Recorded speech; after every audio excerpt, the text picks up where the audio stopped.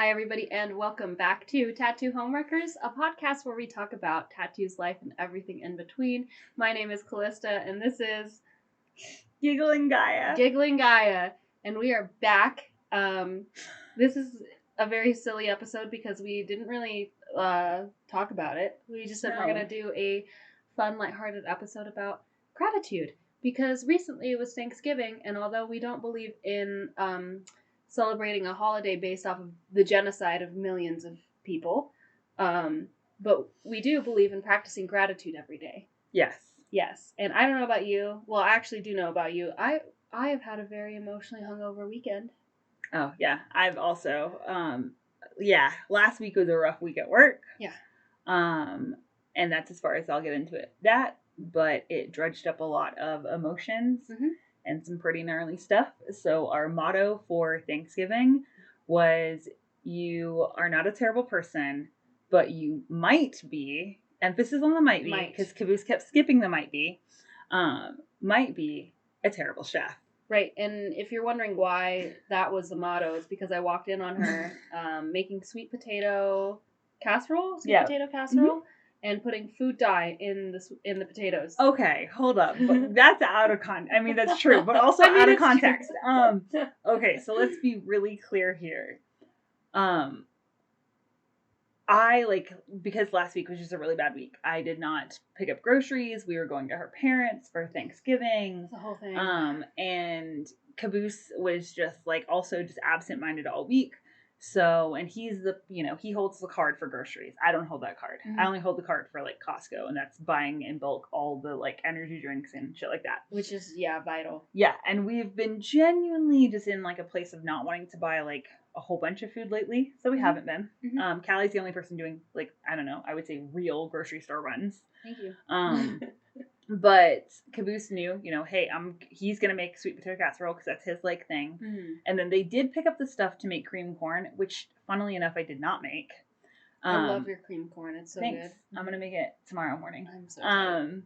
And then so you got potatoes. I freaked out, and the morning of Thanksgiving couldn't sleep because I was like, we can't show up empty-handed. We don't have enough stuff in the house to make anything, and especially nothing that's Thanksgiving-y. So I what is that? Not DoorDash, Instacart. Yeah. Which that person's a fucking lifesaver. Can we just talk about the fact that Instacart is the main reason I can now get groceries? Yeah. And so I Instacarted and was just I'm gonna put on here 3 different options, and hopefully they can, I can make mac and cheese or sweet potato casserole. Well, long story short, actually long story, because you guys have already been on the whole journey with me. They picked up white sweet potatoes. Right. And they're definitely sweet potatoes. They taste like sweet potatoes. They're the shape of sweet potatoes. But then the moment I peeled them, they are white. And I was like, dude, this looks like mashed potatoes that are supposed to be sweet. And the texture is different and the flavor is different. But then I was freaking out because I was like, I can't bring these pasty looking, they've never been in the sun, English looking potatoes. Well, it would have been confusing for sure, because I don't know about you, but half of the meal for me is presentation. Yeah. So I would assume that it would have been savory. Or so I fixed it. Yes. She's all let me just pour. So I added orange food dye, so that way you got the look of sweet potatoes. Now I didn't add enough because both Callie and Caboose were don't add too much. Well, she was over there don't do it at all. And I don't even think you tasted them. No, I actually didn't get to eat them. Yeah, she says get to. We brought the leftovers back home. She had options. She opted not to. I'm not judging. I don't eat mayonnaise. So I was whatevs. But they were actually pretty good. They were solid, My family liked them. Yeah, they took a massive serving. I felt really good. But then Narcosaurus Rex over here ended up narking. That's why she's sick. This is punishment for narking. Snitches get stitches. Snitches get sick. Yes, snitches get sick. Yeah. So then that became our motto for the day, because I was in I'm a terrible person place because I'm still working through a lot of childhood trauma, all that jazz. And so then I kept telling Caboose, I'm not, the motto to repeat to me is, I'm not a terrible person, but I might be a terrible chef. Right. And then he just kept losing the might and just being you're not a terrible person, but you're actually a terrible chef. Which I would like to say you are neither, so. Yeah. But it was a good motto. It was I'm a very questionable chef. Very good cue. I personally have just been emotionally hungover this week because I am dealing with a lot of self-narrative stuff and trying to identify where this new self-narrative has come from. Mm-hmm. Basically, the pattern is I go out and I have fun, and then the morning of I feel incredibly guilty over having fun. And it's just like an attack on my, like, it was the weirdest thing. I woke up this morning and I woke up to my consciousness like basically scolding me and like bullying me and just berating me, and it was She so said she woke up to herself yelling at herself, and I am a very literal person. Oh yeah. So I thought she woke up like actually yelling at herself, and I was like, that would be terrifying to see. Oh, for sure. Me with my eyes open still, because I sleep with my eyes open, for those of you who don't know. And for anyone that can't see, she has her arms crossed her chest like a fucking corpse, like she's Wednesday Addams sleeping. Yes. And the most fucked up part is this bitch will actually sleep like that. Like, Caboose and I get freaked out so often because we'll check on the dogs, or we like go to let one of the dogs in so they can snuggle with her in the morning. And you have to like look, and you end up having to look for so long because you lose her in a bed. Like, yes, she's a small human, but also we have a blanket pillow problem in this house. We do. So she probably has 17 pillows on her bed, and sometimes she sleeps in the guest room, and I think there's 6 pillows on that bed. Yeah. And then just piles of blankets. So you're searching to be like, which room is she in? Is she in there? Yeah. And then you'll just see like an eyeball, and she's just there, just like looking, waiting for you.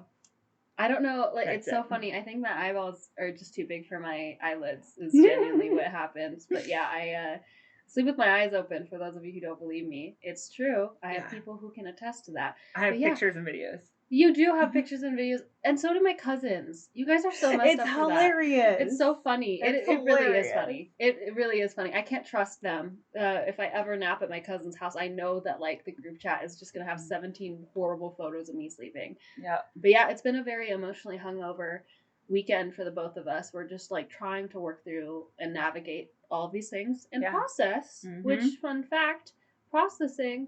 I used to think my therapist fucking. Just, start us off with our gratitude list. I'm grateful for therapy, and I'm grateful for the opportunity to go back. I am saying this on the podcast to hold myself accountable. I am going back to therapy. Yes, I need to go and search for a new therapist and go back. But anyways, grateful for therapy. I used to think that processing your feelings was just identifying what they were and then out-logicking them, so that way you didn't have to feel them. That's trying to control them. Trying to essentially talk myself out of them, or like just find a loophole from like actually feeling them. But no, we're pretty good at processing now, I would say. Yeah. Yeah. So it's been a processing kind of weekend. Hence, this episode, we are just going to talk about shit that we're grateful for. Yeah. Yeah. Yeah. Okay, I said my thing. I'm grateful for therapy. I don't know. I always feel like it's like a cop out to talk about like being grateful for you and Caboose, because I think everyone knows that. Yeah. So yeah, we'll just get that out of the way. I'm obviously grateful that I get to live with my best friend, and I'm married to my best friend. So I guess I'll like kind of like dig in a little further on Caboose. I'm so grateful that all of this work that we put into our marriage, it like really paid off this weekend. Oh. So on Thanksgiving, because I was like really hurting internally and like really battling that. And I kept like reaching out to him and was trying to get bits for connection. And it caused me to realize like some of like the birthday trauma that I have and other things that I have, besides the fact that my birthday is genuinely cursed. Oh yeah. When we, like when I reach out to him and I'm in pain, he doesn't know what to do. So he runs away. And so then that like perpetuates that for me. So then on, what was that, Thursday was Thanksgiving, and I just spent the whole day like on the couch like watching TV, but I can't tell you anything I watched because I was just in my brain like, you're a terrible person, just on a loop, going through every reason why I'm a horrible person. And then Friday I had like enough like ability to then turn to him and be like, hey, like it hurt my feelings, like I was trying to be with you, because he was like, thanks for a great Thanksgiving, because he spent the day like designing stuff with his 3D printer and like playing games, and Callie spent the day like painting. So they had a very good like Thanksgiving because they were like, their favorite thing is to be in the same room with people but not doing like stuff together. That is not my favorite thing. Sometimes it is, but most of the time it's not. So, and especially because I was like hurting, but I also will like front like I'm good. So I'm like, yeah, I'm solid. I can't tell you anything I watched. So then on Friday, we were able to have a conversation. And I was like, I, really just needed connection. And he didn't get defensive, like, and I didn't like get accusatory. I realized that I was like, oh, you don't know how to sit with me in this pain, which, goes back to that whole thing that we had talked about. Like, he's not that person I call. Mm-hmm. And you were not in a place for us to like go into that because you were processing your own stuff. Mm-hmm. And so I sat in that pain, but then the next, like, Friday, Saturday, Sunday, he was so attentive, so lovey, and like it really filled his cup up too. Mm-hmm. That like he was then able to provide that. But we talked so much, and we started watching couples therapy. Thank you. Oh my gosh. Fucking We Can Do Hard Things podcast that had the therapist from couples therapy. Oh, that's cool. But we started watching that, and we're then just like, it's literally a show where they just show like real life sessions with couples, and we would like pause it, and you did it as well. We were like, the three of us were talking about it, and him and I just like dug in, and it really showed me like how much we've grown. Mm-hmm. So like, sure, I had one bad day on Thanksgiving, but where in the past that would have spiraled into like a week of like, why the fuck am I married? Like, we're not connected, and like, I don't know. And it's, a combination of like, I don't know how to ask for what I need, and he doesn't know how to give me what I need. Yeah, it's scary. Probably because I don't know how to ask for what I need. Right. But instead it was this truly like bonding thing. So we really just like had a really connected weekend. Mm-hmm. And it just felt good. And I also just spent the entire time just on the couch. Yeah.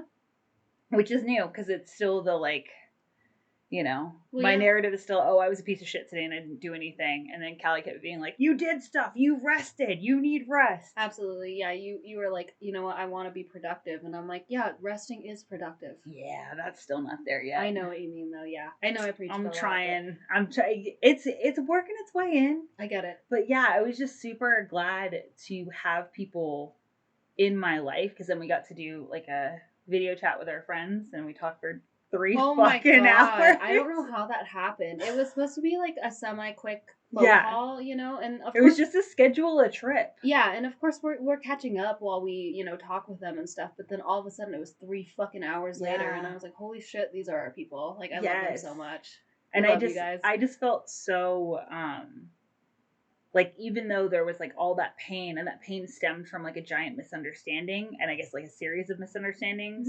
Mm-hmm. But then like through that pain of the misunderstanding, I then got to see like how many people truly know me, and also because we talk to our friends and they're going through the same shit of like misunderstandings. Yeah. So it's like it wasn't just me. So I'm so grateful that I have like a community of people mm-hmm. that like love me, and I have a husband who is like willing to go through all this with me. Oh yeah, absolutely. But then like beyond that, I have like you and my peeps. Oh my gosh, yes. I'm so grateful for the people in my life, obviously. Yeah, to tackle on to that. I'm very grateful for your friendships. That's disgusting. Well. No, you're not. You hate me. Shut up. You guys don't know we're actually enemies. We're enemies. No, that's not true. I save that word for very special people. You are not my enemy. That's my best enemy face. That's a good enemy face. I am very grateful for the fact that I am friends with people who also see me and understand me, and for that I'm friends with people who know that I am an adult, and you guys support me even if I do make the educated wrong decision.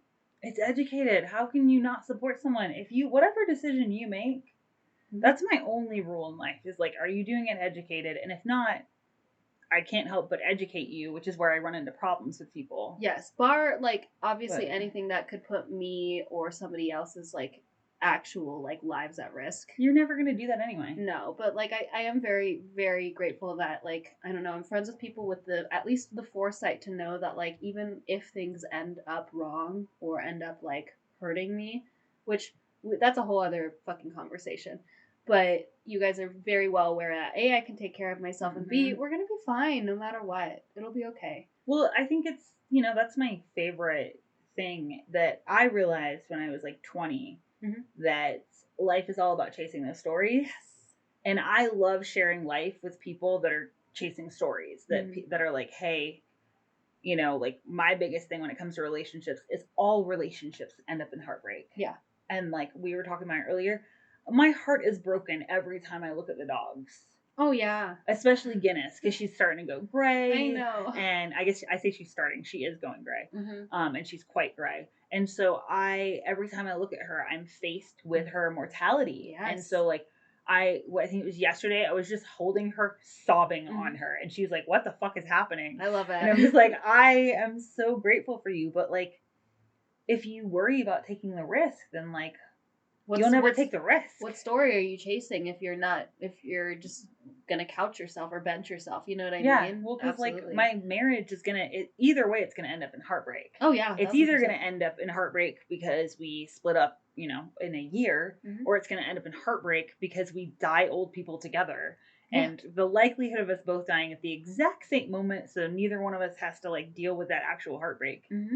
But I think that to me is something that I'm super grateful, is that we can talk about stuff like that. Because I think a lot of people, that's a hard thing to talk about, is like, no matter what, you know, the more that I love the studio we're in, the more I know it's going to be painful to leave it. And I could fucking opt out and be like, no way. But like, that's a huge one on my gratitude list. Like, yeah.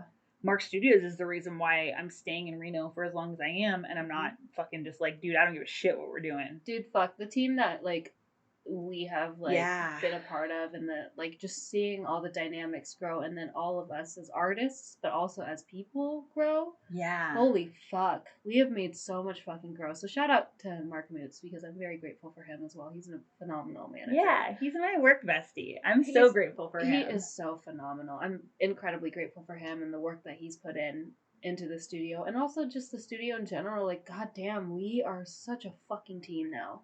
Yeah, it's crazy to me how much that has happened. Like, I walk in there, and like this morning I was just, you know, really tired, just not having a good time. And I walked in and I was so happy in there. Yeah. That I was like, I love this, because I genuinely love the fuck out of my clients. Like, I had fucking Bobby today, and we just had a blast joking around. And then to be able to spend my life doing something that I love, and then being with a team who all of them love what they're doing, and you can tell. And so it just amplifies that, but yet we're all like pushing each other to be better. Yes, constantly pushing each other to be better. It's amazing. Sink or swim, bitch. Because it doesn't happen. It's super rare to work in that kind of environment. Oh, especially in the tattoo industry. I mean, fuck, like it can get so dramatic so fast, because we're, again, an unregulated industry. There's no HR for fucking tattooers, you know? Well, and even when there is, like, we talk to people. Oh, fuck yeah. Who have drama at work all the time, because that's just, I think that's the thing. Like, actually, I'm gonna pull that back. Yes. And not say that it's drama. It's that, like, conflict. It's just human beings interacting. Yeah. And so many work environments like don't promote communication, and we're in a communication based work environment. So, and we're also in a really small business. So with small businesses, like, oh god, yeah, when there's a small problem, it seems like a big problem. And also, like, in our studio, we had a fucking dream team. So any little hiccup, like, which is a very normal part of the process, always seems like, oh no. Yeah. But you're like, dude, we're cruising. Oh, for sure. And like, I'm so grateful to be in a place that like we all know, it's no secret, I don't like Reno. But I'm fucking grateful for my home, and I'm grateful for my people, and I'm grateful for my job. Yeah. And I think that's it. Like, in embracing the fact that, like, understanding this is just a temporary thing, so we have to appreciate it every day for what we have. I'm grateful for that perspective, because it's definitely, I feel like it's so special, like, knowing that at the age that I'm at, and knowing that perspective of, like, you know what, like, this is A, I'm part of something so much bigger, and B, just to circle back to the whole, like, we're just chasing a story. All life is just us chasing stories. Yep. No matter what, you're gonna get heartbroken. So you might as well just chase a fucking story. Yeah. I feel like a little journalist. It's amazing. And, like, sure, I get hurt, but, like, it's so fucking worth it, because it's you fun. Get hurt even if you don't. Yes, like, exactly. You've been, like, out running around with, like, friends a whole bunch this last month. And Caboose and I were actually talking about it, about the fact that, like, when I was your age, I had some friends, not as many friends, because I was fucking married, so... Yeah, very different how I wish I had that, like, people to go out with, like, when I was at home and I was like, dude, I'm bored. And I was also, like, I couldn't rub 2 pennies together. It was that poor. Yeah. And I didn't have the opportunity to go out. And I was like, how amazing is that she has opportunities to, like, go and do these things. And there are opportunities we didn't have. I was like, and, like, how wonderful is that like, she doesn't have to struggle the way we struggled. And then because we get to, like, see you grow through that, then it helps us It's as well. Really cool. It's also exhausting, but it's very cool. It's I can see that. Yeah, and as you know, like, I tend to go cat mode quite often. So it's definitely one of those things that I'm in a wave of that was Bailey, by the way. That wasn't us farting. That was Bailey's ears. I'm definitely in a wave of, like, extrovert energy right now, which is nice. I'm just kind of, like, flying by the seat of my pants and going with the flow. I'm grateful for flexibility too. I'm not flexible physically. I'm getting there. Yeah, but the flexibility, the flexibility to just go with the flow, with the wave. You said something interesting today, and we were talking about how normal it is. We're, obviously it's getting colder, and so that seasonal depression always like hits. You know what I mean? And normalizing that as well. Yeah. Normalizing the fact that, like, we are all just kind of, like, in a rut right now, and that's okay. Yeah. And that we're all tired because it's dark a lot more. And as I saw a thing, and it was talking about, like, every other mammal fucking sleeps more this time of year. And, like, but we're over here just cranking on the lights, being like, nah, bitch, let's keep summer productivity. Oh my God, right? Expecting the same level of energy from yourself, you know what I mean? Knowing damn well that, like, it's, I don't know. I was super hard on myself recently just because, like, I haven't worked out in, like, 2 weeks. And I worked out for the first time yesterday. Look at how unfit you got in 2 weeks. So horrible. Come on. Dude, yeah, but you know what I mean. It's like, that routine is so important to me. But then, honestly, just, like, with Veterans Day, that was, like, a whole thing. I was already stressing out about, like, that. And I don't know, it's weird. Sometimes when I get in a place of stress, working out helps. And sometimes I'm like, I can't do that right now. Yeah. Well, that's that flexibility you're talking about. Right? Yeah. You have to be able to know your brain and, like, I don't know. You can't force yourself to always adhere to the routine. Otherwise, you're going to snap at some point. I mean, props to you if you're still consistent with your gym schedule, but I'm fucking not at this time of year. I'm just happy to get fitness where I can get it at this point. Yeah, that's kind of where I'm like, I'm holding myself accountable to things like, I go to pole when I can go to pole. And otherwise I'm like, look, we're in that place of doing, like, 10-minute workouts. That's it. And that's fine. Caboose and I just go in the gym, knock out a 10-minute workout, and then I'm like, dude, I feel better. Yeah. But also, like, there have been a lot of nights where I'm just like, I can't right now. Yeah, 1,000%. Like, it's not there. I know, right? I'm just trying to balance everything at this point. I'm sure I can say this on the podcast. Actually, you know what else are you grateful for? What? No, say what you want to say. Well, this is our podcast. We can do whatever the fuck we want. They're just along for the journey. Can I bring up cornbread? Yeah. Okay. Well, it's releasing tonight, so I don't want to find out. I don't think he'll find out. There's a surprise that's coming out tomorrow. I'm grateful that we are the party planning committee of Mark Studios. Oh my God, yes. Because the way we decorate, it was really funny because you also said, like, dude, we've been here for hours and it did not feel like that at all. Yeah. But it's so cute. The only reason I was conscious of how long it took us to decorate, which was 3 hours, and was because the fact that I had other things that I have to do.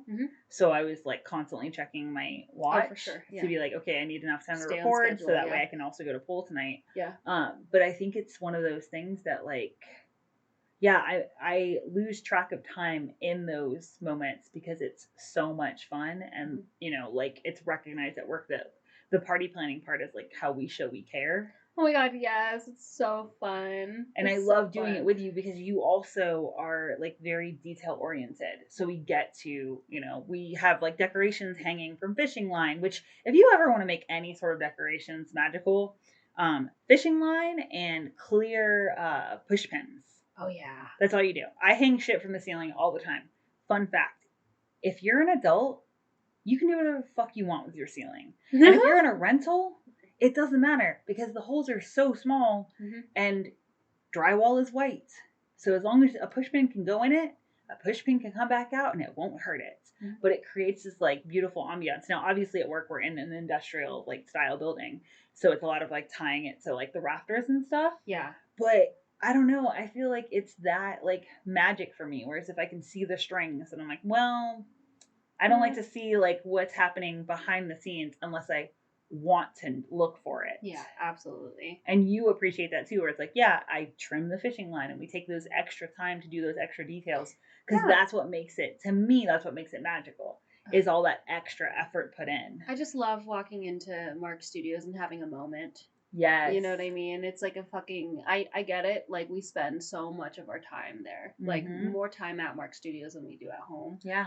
And I just love when we can spruce it up and like, you know, do something a little bit different for an event or like whatever. And I'm really excited actually because our 10-year anniversary is coming up next year. Yes. And like that's going to be a whole other thing. I'm so excited about that. I can't wait. Well, and we have the Christmas party coming up that we get to plan soon. Too. But yeah, I'm also grateful that we are recognized as the like party planners. It's like, hey, they know that we just need to shop for a couple hours and we can flip it and turn it into a party. Into a different studio. It's so fucking fun. Yeah. And also this will be the first like Christmas party because last year went so well, but it's the first one that I'm ever being a part of that I'm not dreading. Yeah. Which is huge gross because I fucking hate Christmas parties. Right, yeah. They're terrible. They're so awkward. What did we do before we went to the studio for Christmas parties? We went to eat, yeah. Where did we even go? Oh, Liberty. Some fancy restaurant. We went to Liberty. Yeah. And I personally, even though I appreciate the gesture, I don't love sitting at like a table like that. It's a little bit too formal, yeah. Yeah. Oh, and you don't get to interact with like everyone. Yeah. Either at that point. You're just kind of like whoever you sit next to just happens to be the person you sit next to. Whereas like you pointed out how last year at our Christmas party we put antlers on corn dog and everyone was playing a little ring toss with his antlers. Yeah, very adorable. Very apprentice. Yes, that's some. But yeah, so that's the surprise that's happening tomorrow is that Corn Dog is graduating. I'm so excited for his actual name is Travis, but he's still Corn Dog on the website, or he's Cornbread. I don't remember. I think he's Corn Dog on the website. Yeah, so we're having a corn themed graduation party, which is so fucking funny. Yeah. I can't wait. I still have to iron his cap and gown. Yeah, I need to write his card down and everything like that. This is also how you know that we did not plan this episode because we're at like 27 minutes of just rambling on about random shit that I'm like, oh yeah, you're just my to-do list now. Yeah, here you go, guys. No, you're part of the episode. It's fine. You know what? Yeah. Y'all are here for the journey. Thank you so much for being here. You know what else I'm so fucking thankful for on Thanksgiving? Yeah. Your parents gave us a arrival time and a get the fuck out of our house time. Iconic. It was amazing. First off, I'm going to vote for Thanksgiving breakfasts from here to all eternity. Wasn't it great? Anna is a fucking genius. It was amazing. We showed up at 10. I think we showed up like a couple minutes before 10. Yeah. And then your family is always amazingly casual. So like we already started eating. We were hungry. The food was ready. So fucking funny. And I love it because it didn't feel like stuffy or like formal. And that's where I have the hardest time with meals like that. Is because I'm like, oh God, this is awkward.